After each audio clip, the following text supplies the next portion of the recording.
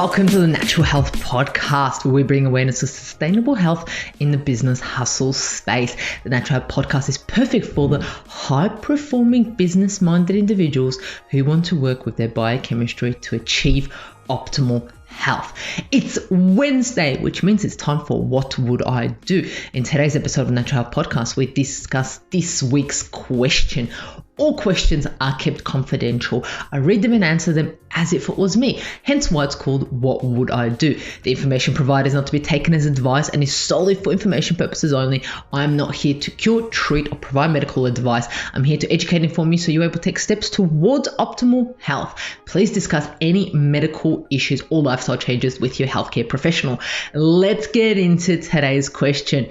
Today's question, I think everyone has asked once in their lifetime, twice, 3 times. It's a topic that we talk about all the time. It's something that we all want to achieve, right? Today's question is, what supplements should I take for anti-aging? I mean, we've all looked in the mirror and thought, wow, we have aged, or wow, I have aged. Look at that wrinkle, look at this wrinkle, look at that gray hair, look at my metabolism, it's slowing down. Look at my skin, it's getting drier. Look at everything else, things are changing all around my body. What is happening? Well, to tell you the truth, no one really knows to the point what is actually happening inside of the body. However, there are things that we believe are happening, and that's what I want to talk about today. So let's first look at aging. Before we talk about any supplements, before we talk about anything, we need to first understand the process of aging. Let's get into it, right? So like I said, memory loss, wrinkles, muscle loss, gray hair, sagging, and so forth, signs of aging, right? Even getting a little bit more mature in thinking and so forth, right? The thing that's interesting is aging does not discriminate. No matter if you're male, if you're female, no matter where you're located in the world, no matter what your beliefs are religiously, no matter what, anything along those lines, the fact is you are going to age. That's right. That's the fact, is that you are going to age. I'm going to age. You're going to age. We are all going to age, right? So for example, what happens? And this is a person at the age of 20 years old. Lung tissue loses its elasticity. The muscles around the ribcage begin to deteriorate, and lung function, that is the amount of air that's inhaled, decreases. Production of digestive enzymes slows down, which affects how nutrients are absorbed in the body. Fat deposits build up in the blood vessels in the heart, and the vessels start to lose flexibility, resulting in atherosclerosis or the hardening of arteries. In women, vaginal fluid production decreases and sexual tissue atrophy. For men, the prostate becomes enlarged and sperm production decreases. We become grey, we become just different. We're not the same anymore. We look differently, we think differently. Everything changes, right? You know, aging can be looked at in so many different ways. I might even do a podcast that goes into so much more detail about this, but we can break it down to a number of things, such as cellular aging, right? What happens to our cells? So essentially what happens, the more we need to replicate our cells, the more we age. So for example, let's say this is a number, let's say for example, our cells nearly replicate 10 times, right? So they replicate once, twice, 3 times, and once they hit 10, that's when we become, let's say, 90 years old, and we become to age, right? But the thing is, the more we replicate, the more free radicals we make, right? Free radicals, antioxidants are key in regards to free radicals, which is oxygen, which is rusting in our body, right? So what needs to happen is we need to reduce that replication of those cells, or that need to replicate, essentially, right? For cellular aging. That's a theory that we can look at. The other one is hormones aging. Our hormones are key to play in regards to aging, you know, puberty, our menses, our menopause in men, similar. So hormone changes in men as they get older and so forth is key in aging also. The other one is damage. It's just a cumulative damage. Our exposure to toxins, our exposure to smoke, our exposure to pesticides, herbicides, the sun, different types of foods. All of this means less ability for our body to repair cells and tissues, the repair process, right? The other one is a metabolic age. Our metabolism slows down. We find it harder to metabolize. We produce less enzymes. We produce less acid in our stomach, right? Which means we're not absorbing those minerals and vitamins as much as we're supposed to, right? Even some studies say that we should, a calorie deficit, a calorie restriction actually means that you're going to live longer. These are some studies that go into it. I'm going to do so much. I should probably do a in-depth podcast on this, right? So this is just a sum of it. You probably, if you looked at aging, you probably heard about telomeres. What are telomeres, right? So telomeres essentially are so important in our body. What happens is with telomeres, scientific people have kind of called it as the shoelace, right? So we have a shoelace and the telomeres are at the top, that plastic bit at the top of telomeres, right? So the shorter our telomeres get, what happens to our shoelace, it becomes, what happens is that it doesn't function as well as supposed to. Our shoelaces aren't tied as properly as we're supposed to, right? So our telomeres, the more we replicate our cells, the shorter our telomeres become, right? So each time a cell divides, the telomeres shorten. So after years of dicing and slicing, the telomeres become shorter, right? Because more division occurs. At this point, cells are unable to divide further and become inactive or die, continue to dividing anyway, which is a normal process and can cause dangers, right? Essentially, that is how our body ages.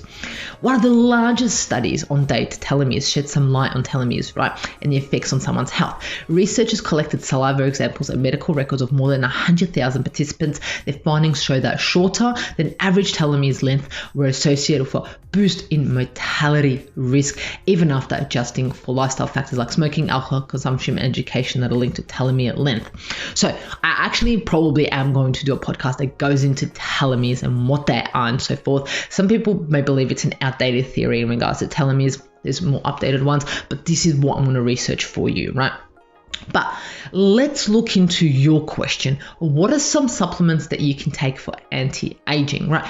There are a number of questions that I would ask myself first before I jump on any supplements, right? The first thing that I would ask myself is, what am I doing? Am I doing something right now that's increasing the aging process, what we spoke about? Right, increasing the cell repair, increasing the oxidation in my body. Is there something that's increasing the exposure to toxins? Am I increasing any of that currently in my lifestyle? What am I eating? Am I eating sugar that's absolutely addressing havoc in my body, huge havoc in my body, causing number of oxidative stress, causing number of cells to duplicate number of times, needing repair and so forth, right? Am I smoking that's adding to my anti-aging? Am I exercising? Am I just sitting down and not doing any exercise at all where I am not moving? Am I over-consuming calories? Am I socializing? Am I being social? Because it's been proven that the more social you are, the better it is for your longevity, for your health. How is my sleep? Am I not only sleeping, am I sleeping deep and well, right? Am I stressing? Because as we know, the more we stress, the more we age. Yes, that is right. That's exactly what happens, right? Am I drinking pure water that is not filled with toxins? Am I reducing my toxic exposure, right? Am I being exposed to toxins every single day, right? What am I doing about this? Am I getting any type of sun exposure, and am I protecting myself for hardcore sun exposure also, right?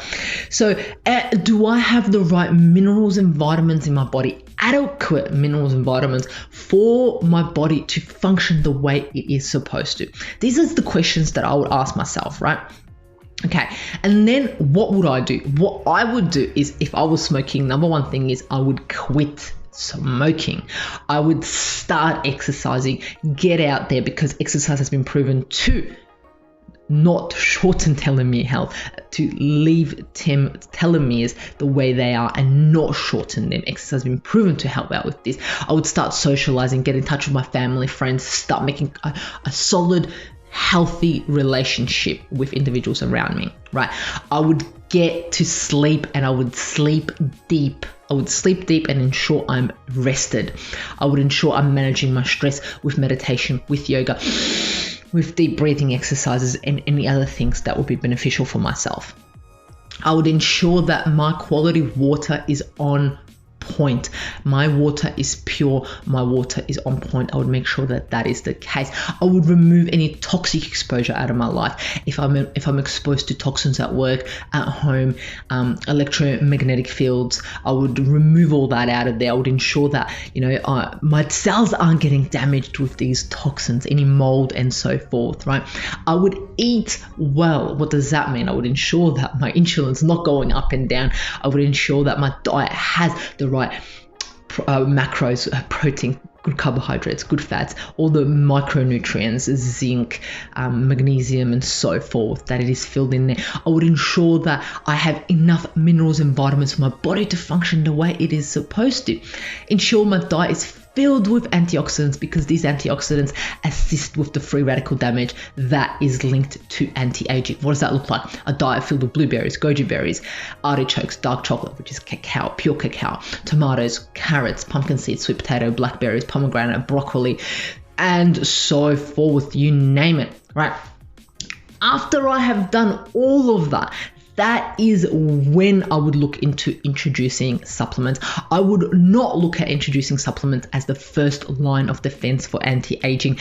That would be my last resort. The first resort would be the things that I've mentioned above. Those are the first things that I would look at. I want to add in there fresh air. I would have to ensure that the air that I'm breathing is as fresh and clean as possible, so I'm oxygenating my cells, my organs, my tissue, right? So the other thing is, when looking at supplements, the supplements that I would look at, first of all, the key ones are antioxidant supplements such as vitamin C, vitamin E, vitamin A, flavonoids, quercetin, glutathione, lutein, resveratrol, and NAC. These are some of the supplements that I would look into.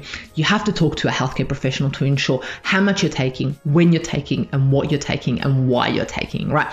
Some herbs that I may be able to implement in an anti-aging protocol would be ginger, basil, turmeric, cinnamon, clove, and so forth. Things that also adrenals, tonics, adaptogens that also assist with my HPA axis. There you have it. Anti-aging's your question answered. What supplements should I take for my anti-aging, right? So the first thing is not look at supplements at all. The first thing is look at your lifestyle overall before looking into supplements overall, and talk to a healthcare professional. I hope that sheds some light to your question. Anyone listening who may have this issue or this question overall. If you have any questions, please feel free to contact me at mahela.raguz on Instagram, and I'll be in touch with you, hopefully be able to answer your questions via the podcast. Remember, you are not alone on this journey to optimal health. I'm here to assist you to make this journey a pleasant one. Until next Wednesday, love you.